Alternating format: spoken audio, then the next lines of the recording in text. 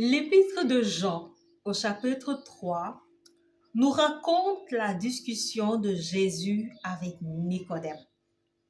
Discussion dans laquelle Jésus évoque la nécessité de naître de nouveau.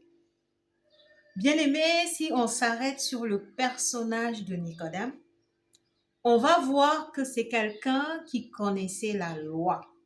On va dire en quelque sorte qui maîtrise les principes de la religion juive. Et pourtant, face à un tel homme, Jésus parle de la nécessité de naître de nouveau. Bien-aimés, aujourd'hui, il y a plusieurs croyants qui sont même, je vais dire, pratiquants, mais qui ont besoin de naître de nouveau. Mais pour cela, il faut comprendre le concept, savoir de quoi il est question, qu'est-ce que Jésus est en train de nous parler exactement. Et c'est ce que je veux te proposer ce soir, bien-aimé. Voilà, c'est parti, nous allons commencer, tout simplement.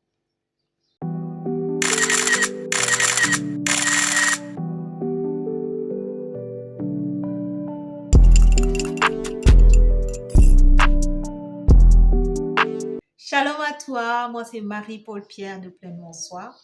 Je suis servante de l'Éternel, coach de vie, entrepreneur et je suis présente sur les réseaux comme tu peux le constater.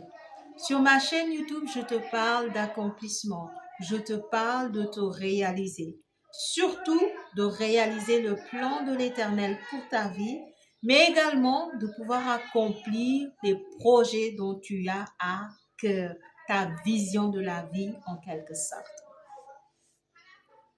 Bien-aimé, si c'est un thème qui t'intéresse, qui t'interpelle, n'hésite surtout pas à t'abonner, activer la cloche et puis fraterniser avec nous au travers des commentaires. En tout cas, je serai ravie de pouvoir te lire et de pouvoir sympathiser, fraterniser avec toi. Je te recommanderai aussi de partager autour de toi parce que nous sommes censés être des sources de bénédiction. Dieu passe par nous pour bénir nos frères et nos sœurs. Ce contenu, beaucoup ont besoin de l'écouter, beaucoup ont besoin de l'entendre et le fait d'y avoir accès leur ferait beaucoup de bien sur le plan d'abord spirituel, mais par rapport à leur vie de prière et dans d'autres départements de notre vie. Parce qu'accueillir Dieu dans notre vie, entrer dans la communion avec Dieu, ça bénit tous les domaines et aspects de notre vie. Alors, bien-aimé, sois et décide d'être une source de bénédiction pour les gens autour de toi, pour ton entourage. Quand Dieu te bénit et te permet d'avoir part à quelque chose, il faut surtout le partager avec les autres parce que c'est en donnant qu'on reçoit en surabondance. Dieu te bénisse au nom de Jésus. Amen. Alors aujourd'hui, nous parlons de la nouvelle naissance. Bien-aimé, de quoi il est question lorsqu'on parle de nouvelle naissance? Nicodème va poser à Jésus la question de savoir, est-ce qu'il s'agit de rentrer dans le ventre de sa mère pour sortir à nouveau? Et Jésus va lui dire, lorsque je parle des choses de la terre, vous ne comprenez pas. Mais comment ça va être si je parle des choses du ciel? Autrement dit, que ce qu'il est en train de dire, c'est pas si spirituel que cela. C'est pas si compliqué que cela. Mais bien aimé, j'ai envie de te dire que j'ai un verset qui va nous permettre de mieux comprendre de quoi il s'agit. Quand nous allons dans Jean 1, au verset 12, la parole de Dieu nous dit quoi? Que tous ceux qui ont reçu le Christ, ils ont reçu le pouvoir d'être enfants de Dieu. Bien-aimés, avant que Jésus ne vienne sur terre, avant son avènement, les êtres humains étaient considérés comme des créatures de Dieu. Voilà, nous sommes toujours des créatures de Dieu, l'ouvrage de ses mains. Dieu nous a créés à son image et à sa ressemblance, nous dit sa parole dans Genèse 1 et 2. Donc Dieu nous a créés à son image. Nous sommes l'ouvrage de ses mains. Mais maintenant, quand Jésus est venu, il nous a appris que Dieu n'est pas seulement notre créateur, mais il est aussi pour nous un Père. Dieu est notre Père.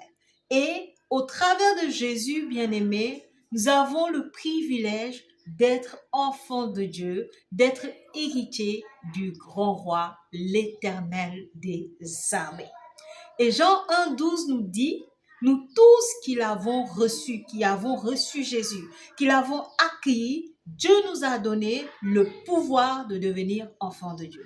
Ça veut dire quoi? Ça veut dire être enfant de Dieu, c'est pas un automatisme. C'est pas quelque chose qui relève de l'inné. C'est pas quelque chose qu'on te donne comme ça dès que tu nais. Non, pour être enfant de Dieu, pour avoir le statut d'enfant de Dieu, il faut accueillir Jésus dans sa vie. Avant Jésus, on était simple créature de Dieu, mais au travers de Jésus, nous sommes fils de Dieu, nous sommes enfants de Dieu. Et l'épître de Jean, l'évangile de Jean va nous dire que celui qui croit dans son cœur et qui confesse de sa bouche obtient le salut. C'est par la confession, déjà la foi dans notre cœur et la confession de la bouche qu'on obtient le salut. Bien-aimés, qu'est-ce qui se passait dans l'Église primitive? Lorsque Jésus est mort et ressuscité, il est monté aux cieux et il a dit aux disciples d'attendre de recevoir le Saint-Esprit avant d'aller annoncer l'Évangile. Le jour de la Pentecôte est arrivé, le Saint-Esprit est descendu, les disciples ont reçu des langues de feu. Puis qu'est-ce qui s'est passé? Le Saint-Esprit les a amenés à commencer l'annonce de l'Évangile. Puis par la suite est venu les temps d'épreuve et puis ils se sont dispersés et ça a été un avantage, un bénéfice pour que l'évangile puisse être répandu partout dans le monde. Mais lorsque la Bible nous relate la prédication des disciples, de quelle prédication était-il question? C'était une prédication que l'Église appelle la prédication kérigmatique. De quoi il est question? Ça a dit, il venait et il racontait l'histoire de Jésus, ce qu'il a fait, son sacrifice sur la croix, sa résurrection, et que nous avons le salut au travers de cela. C'est-à-dire, l'apôtre Pierre et les 12 apôtres, ainsi que Paul, partout où ils allaient, il annonçait le message de Jésus-Christ de Nazareth. Même on va voir Philippe avec l'eunuque. Il va voir que l'eunuque est sur une page de l'Ancien Testament, Isaïe si je ne me trompe. Il était en train de méditer et Philippe, alors que l'eunuque va lui dire qu'il ne comprend pas et qu'il lui demande d'expliquer, Philippe va en profiter pour faire une prédication kérigmatique. Ça a dit, il va annoncer le message de Jésus. Il va parler, il va raconter l'histoire de Jésus et dire que Jésus est mort, qu'il est ressuscité, qu'il a donné sa vie pour notre salut et que celui qui accueille Jésus dans sa vie reçoit le salut, obtient le salut en quelque sorte. Et c'est ce que les apôtres faisaient partout où ils allaient de bouche à oreille avant qu'on ne commence à écrire. Partout où ils allaient, ils racontaient le message de Jésus. Jésus est venu, il a accompli des miracles, il a fait des prodiges, puis il a donné sa vie sur le bois de la croix, il est mort le 3e jour, il est ressuscité, il est monté au ciel, nous préparer une place et celui qui croit en Jésus a le salut. Et donc, il faut croire dans son cœur et confesser de sa bouche que Jésus est Seigneur, que Jésus est Dieu au même titre que Dieu le Père et que par son sacrifice sur la croix, nous avons le salut, qu'il est ressuscité et qu'il nous accorde une place dans les cieux. Et donc, celui qui croit en ça et qui le confesse obtient le salut. Bien-aimés, lorsque Jésus parle de nouvelle naissance, c'est exactement de ça qu'il est question. Il est question d'accueillir le royaume de Dieu, de naître d'eau et d'esprit. La parole de Dieu va insister dans 1 Jean 12 pour dire que ceux qui ont reçu le pouvoir de devenir enfants de Dieu ne sont pas nés d'une volonté charnelle, mais ils sont nés de Dieu. Ils sont nés d'une volonté divine. Alors, de quoi il est question, bien-aimé? Il est question d'accueillir Jésus dans sa vie. Il est question de se détourner du péché et de recevoir Jésus dans sa vie et de reconnaître que Jésus est Seigneur, que Jésus est Dieu, que Jésus est Maître et de le confesser pleinement et entièrement. Alors, beaucoup vont me dire, bon, si c'est aussi simple que cela, hein, c'est que toute l'Église est née de nouveau. Tous ceux qui sont chrétiens sont censés naître de nouveau. Je suis bien d'accord avec toi, bien-aimé. Tous ceux qui sont chrétiens sont censés naître de nouveau. Parce que tous les chrétiens, ils croient dans leur cœur et confessent de leur bouche. Et la Bible nous dit que si tu crois dans ton cœur et que tu confesses de ta bouche, tu as le salut. Donc tout chrétien, normalement, a le salut parce qu'il croit dans son cœur et il confesse de sa bouche. Mais Saint Jean va nous dire dans son épître quelque chose qui est très important. Il va dire que la foi sans les œuvres est une œuvre morte. Bien-aimé, tu ne peux pas dire que j'ai la foi. On est d'accord que croire dans son cœur, c'est la foi. On est d'accord que tu confesses parce que tu as la foi dans ton cœur. Maintenant, tu ne peux pas dire que tu as la foi et que tu n'as pas les œuvres derrière. Et malheureusement, ce que nous constatons dans l'Église actuellement, c'est que nous sommes plusieurs. Hein. Moi, je m'inclus dedans, voilà, parce que chacun a son niveau dans la marche avec le Seigneur. On n'est pas dans l'orgueil pour dire que nous, on est bien et que les autres sont mauvais. Non, loin de là, loin de là. Hein. Tous ensemble, nous sommes appelés à nous améliorer constamment dans la présence de Dieu. Et la conversion, c'est du berceau, c'est du berceau au tombeau. Voilà. Hein? La conversion, c'est toute la vie, c'est œuvre de toute une vie. On ne peut pas s'arrêter à un instant et dire, ouais, je suis converti. Non, c'est toute une vie qu'on se convertit chaque jour davantage. Chaque jour, on enlève de nos vies des choses qui ne glorifient pas Dieu. On enlève l'ivrée de notre cœur régulièrement jusqu'à ce qu'on arrive à la stature parfaite hein, de la ressemblance de Dieu, de la sainteté, hein, tout simplement. Maintenant, qu'est-ce que je disais? Aujourd'hui, dans l'Église, qu'est-ce qu'on constate? On constate que l'on croit dans notre cœur, l'on confesse de notre bouche, mais notre vie n'est pas forcément en conformité avec ce que nous croyons ou ce que nous confessons de notre bouche. Donc, on dit que Jésus est Seigneur, mais pourtant, nos comportements ne montrent pas, ne démontrent pas, ne manifestent pas que Jésus est véritablement Seigneur. Je donne un exemple simple. Tu dis que Dieu, il est Seigneur, il est Dieu. Quand nous récitons par exemple le credo, je prends l'exemple de l'Église catholique par exemple, quand tu récites le credo, hein, tu as à dire que tu crois en Dieu qui est Père, hein, qui est tout-puissant. Donc quand tu dis que tu crois en Dieu qui est Père et qui est tout-puissant, ça veut dire rien ne lui est impossible. Il peut tout, il est capable de tout. Mais pourtant, quand tu es face à un défi, tu ne viens pas vers ce Dieu tout-puissant pour qu'il puisse résoudre ta situation. Mais tu vas préférer aller voir, par exemple, un marabout, alors que tu es chrétien. Ça sonne pas, ça va pas ensemble. Ça va pas ensemble. Et c'est dommage, parce que je veux pas pointer du doigt qui que ce soit, mais c'est dommage de voir des autorités religieuses qui vont même conseiller les gens d'aller dans ces options-là. Alors qu'on sait que clairement, dans la parole de Dieu, clairement, il nous est interdit hein, d'avoir ces actes-là. Dieu a l'horreur de l'idolâtrie. Dieu n'aime pas les idolâtres. Notre Dieu est un Dieu jaloux.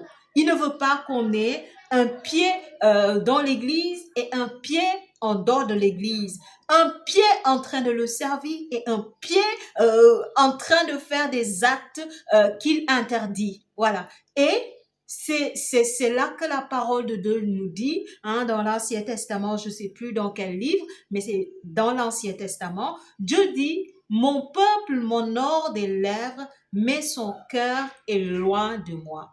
Nous sommes plusieurs à venir réciter les prières machinalement.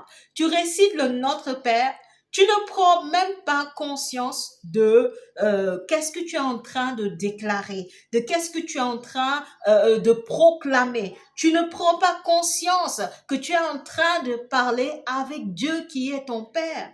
Hein? On récite machinalement que ton règne vienne, que ta volonté soit faite. Mais pourtant, dans la vie de tous les jours, tu ne cherches pas à accomplir la volonté de Dieu. Dans la vie de tous les jours, tu ne cherches pas à établir le règne de Dieu.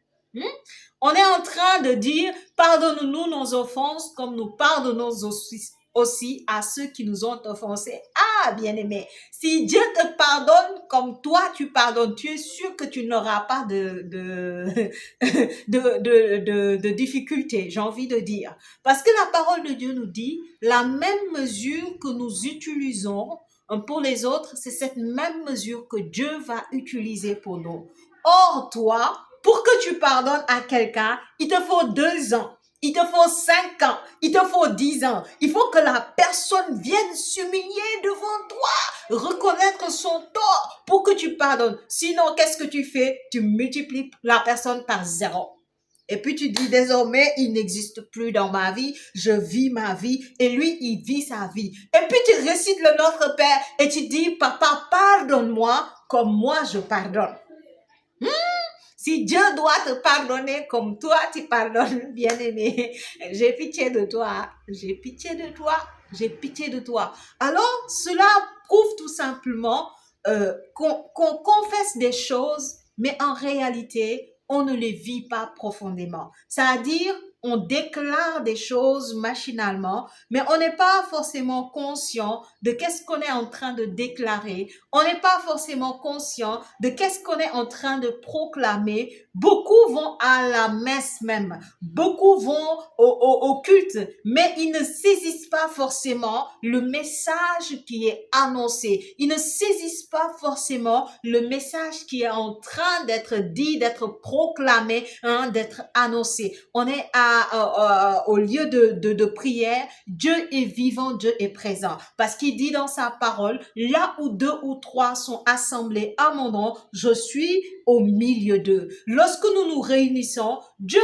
est là, mais plusieurs ne prennent pas conscience que Dieu est là. Bien aimé, moi j'ai l'habitude de dire quelque chose. Si aujourd'hui on te dit, le président te convoque, bien aimé, tu vas prendre une certaine préparation avant d'aller rencontrer le président. Tu vas te préparer à comment t'habiller déjà, comment marcher, comment te présenter devant lui, quelles sont des choses que tu as à cœur, que tu as envie de lui confier afin qu'il puisse t'aider, afin qu'il puisse te soutenir. Mais bien aimé, nous, on nous dit que le dimanche, on va à la rencontre de notre Dieu. La veille, tu as été dans fornication. La veille, tu as été dans pornographie. La veille, tu as été dans masturbation. La veille, tu as été dans boîte de nuit. La veille, tu as été dans tellement de choses, dans des mensonges. Toute ta journée, tu as été dans le péché. Tu ne prends même pas un petit instant pour te préparer, pour te disposer et être conscient que tu vas à la rencontre du roi des rois. Et puis, ce sont ces personnes-là maintenant qui vont faire comme ça. Oui, moi je suis chrétien, moi je suis chrétien. Et puis, te permettre de mettre une grosse croix partout où tu passes. On va dire oui, tu es chrétien, mais tu es chrétien dans ta vie. Qu'est-ce qui montre que tu es chrétien? Si ce n'est porter une grosse croix, si ce n'est afficher, oui, je suis chrétien. Hein, d'autres vont même dire, je suis chrétien catholique de l'église romaine ou tout ce que tu veux. D'autres vont dire que je suis évangélique, tout ce que tu veux. Mais qu'est-ce qui dans ta vie montre que tu es véritablement enfant de Dieu. Et quand je parle de qu'est-ce qui montre, bien aimé, je parle pas de signes extérieurs, mais je parle de en quoi ta vie est conforme à la parole. Parce que Jacques nous dit, la foi sans les œuvres, c'est une œuvre morte. Hein? Beaucoup, ils ont la foi, ils croient dans leur cœur, ils confessent de la bouche, mais leur foi est morte. C'est une œuvre qui est morte. Voilà pourquoi la parole dit, réveille-toi, ô toi qui dors, lève-toi de ton sommeil, sois un veilleur, parce que tu ne sais pas à quel moment le maître reviendra. Et la parole va nous parler des 10 vierges. Les 5 étaient avisées et les 5 autres pas avisées.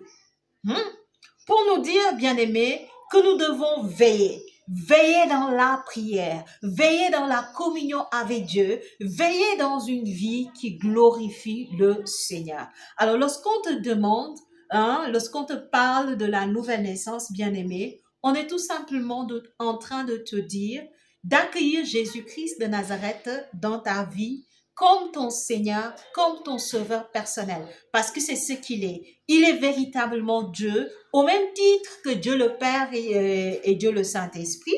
Et puis, il a donné sa vie sur la croix pour nous sauver. C'est pourquoi il mérite qu'on puisse l'adorer, qu'on puisse l'honorer, qu'on puisse l'élever, qu'on puisse l'exalter, qu'on puisse le glorifier. Alors, si on te dit de naître de nouveau, ça veut dire d'accepter Jésus dans ton cœur comme ton Seigneur, comme ton Sauveur, comme ton Maître. Non pas de façon communautaire, mais de façon personnelle. Parce que, bien aimé, à chacun son tombeau, hein?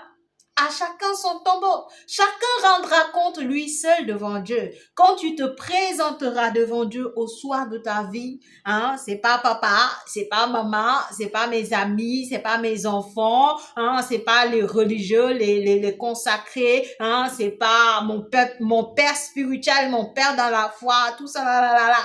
Ça ne comptera pas. Bien-aimé, c'est toi avec Dieu.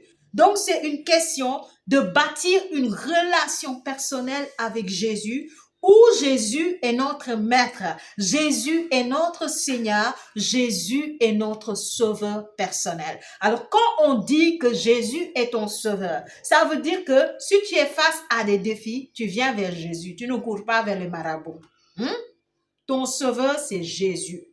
Un sauveur, c'est quelqu'un qui te sauve des situations précises. Si tu fais face à des défis, à des difficultés, tourne-toi vers Jésus. Il est ton sauveur. Il te donnera la solution à tes problèmes. Lorsque tu as des décisions à prendre, va vers Jésus. Ne va pas vers des conseillers ou je ne sais vers qui. Va d'abord prier et pose-toi la question de la décision que je suis en train de prendre. Est-ce que c'est conforme à ce que Jésus veut dans ma vie? Est-ce que c'est conforme à ce que Jésus aurait voulu que je fasse dans ma vie? C'est ça qu'on dit, que Jésus, il est notre Seigneur et il est notre Dieu. Et donc, en quelque sorte, c'est tout simplement d'avoir une vie qui est enracinée dans la parole de Dieu, d'avoir une vie qui est conforme avec la parole, qui est conforme à notre foi chrétienne. Et l'Église sait comment dirais-je, que tous n'y arrivent pas. Voilà pourquoi l'Église va dire que l'Église est sainte. Elle est une, elle est universelle, mais en son sein, il y a des pécheurs. Et chacun de nous est censé faire un cheminement personnel de conversion régulière jusqu'au soir de sa vie. Et ceux qui sont parvenus à cela, voilà, l'Église les acclame, l'Église les félicite. Hein, c'est dans ce cadre-là que l'Église catholique va faire, comment dirais-je, la canonisation, et les protestants vont dire quant à eux que toute l'Église, voilà, est sainte, malgré nos péchés, on est saint. Parce qu'il est vrai qu'en Dieu, nous sommes justifiés. En fait, lorsque Dieu nous regarde, il nous regarde comme saints, il nous regarde comme purs, il nous regarde comme parfaits, non pas à cause de nos prouesses, mais à cause de l'œuvre de Jésus sur la croix. Bien-aimé, dès l'instant que tu accueilles Jésus comme ton Seigneur, comme ton Sauveur personnel, comme le Maître de ta vie, son sang, son sacrifice sur la croix et son sang qui a été coulé va venir comme te justifier, va venir te purifier. Et donc, devant Dieu, tu es pur. Devant Dieu, tu es saint. Devant Dieu, tu es sans péché. Mais il ne s'arrête pas à là seulement. Parce qu'il ne suffit pas de dire, oui, Jésus m'a purifié, donc je mène la vie que je veux. Non, la parole de Dieu nous dit que lorsque nous accueillons Jésus, le Saint-Esprit descend en nous. Et c'est cet esprit qui, justement, nous conduit dans une nouveauté de vie. Alors, quand on dit naître de nouveau, c'est être transformé, être renouvelé par le Saint-Esprit qui est descendu en nous, par le Saint-Esprit qui agit en nous. Cet esprit nous donne une mentalité qui est transformée, une mentalité qui est régénérée afin d'entrer en nouveauté de vie. Alors, tu dis que tu es chrétien.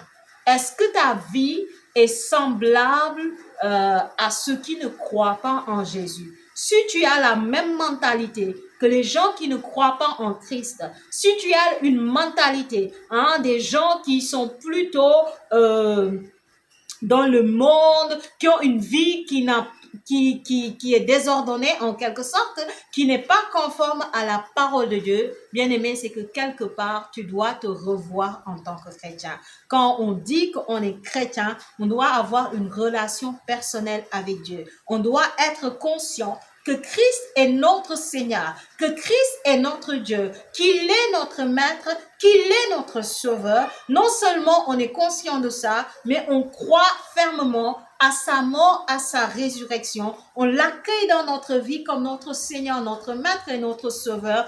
On le croit, on le confesse et on vit en nouveauté de vie par le Saint-Esprit. Et bien aimé, si tu n'as pas encore fait cette expérience, je veux t'inviter ce soir tout simplement à t'ouvrir à cela.